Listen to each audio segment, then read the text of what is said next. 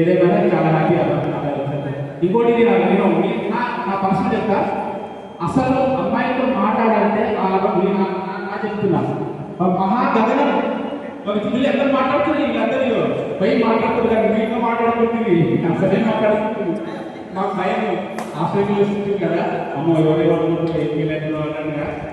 Generation love letter generation చాలా అలవాటు. అప్పుడు ఫేస్బుక్ లో వాట్సాప్ లో ఇట్లాంటి భయపడి చూడాలి భయంగా అమ్మ చూస్తారంట. ఇప్పుడైనా లేదు సారీ పెట్టారు. మన జనరేషన్ ఎంత బ్యూటిఫుల్ జనరేషన్ అంటే మనం అన్ని చూసాం. మనం రేడియో విన్నాం, టీవీ చూసినాం, స్మార్ట్ టీవీ వరకు చూస్తాం, స్మార్ట్ టీవీ చూసాం, అన్ని చూసాం.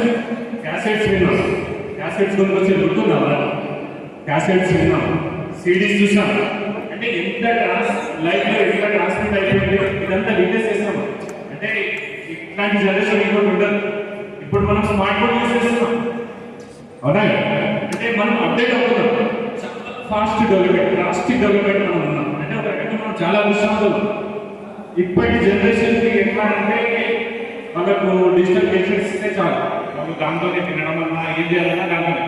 వాళ్ళకు ఉన్న రిలేషన్షిప్ అంటే పర్సనల్గా వేరేతో ఉండడం చాలా గర్వం. ఈరోజు మనం అది అనుభవిస్తాం. అంటే మనకు ఫ్రెండ్షిప్ అంటే తెలుసు.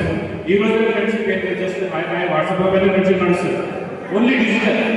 చాలా రేర్ కేసెస్లో 5-10% ఎవరైతే ఉన్నారంటే స్పోర్ట్స్ ఆడేవాళ్ళు, అంటే ఆఫ్లైనర్స్ ఉంటారు చూడండి, ఓన్లీ ఆన్లైన్ ఉండదు.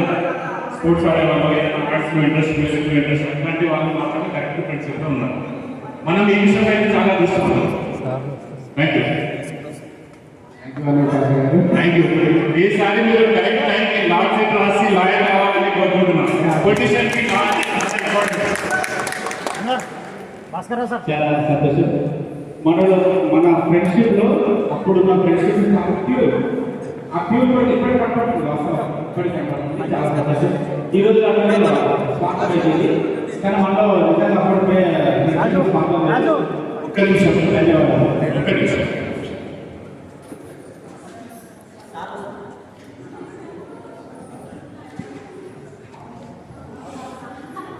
మన గురువు గారు తెలుగు పండితులు భాస్కరరావు గారు వచ్చారు. దయచేసి అందరి నాటిలోకి వెల్కమ్ చేయాలని మనవి.